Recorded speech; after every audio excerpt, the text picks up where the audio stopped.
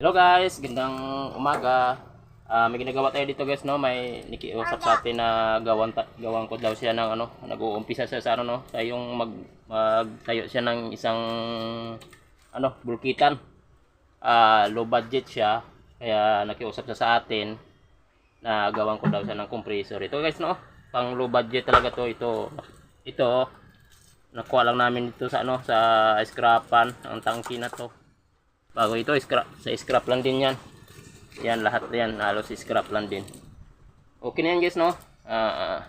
Kailangan ko magawa kayo nito guys. May ano, may starting capacitor na mga ano, ng mga compressor, tapos may starting capacitor ng mga ganyan. Dahil kung wala, maaaring magka-problema sa start. Tapos pag may starting capacitor kasi, kahit mag stop ang compressor bago run uli, kayang-kaya niya kaysa sa walang starting capacitor. Yan lang guys. Ito guys, lakas na yan guys. Ito, pangin ako. Yan, kahit i-sit up mo yan sa kayang putukin, kaya yan, no. Depende sa sit up mo dito sa gauge nya. Kailangan may gauge din, no, kaya para automatic din na nai-stop ang compressor. Yan lang guys, kunting share lang yan. Salamat.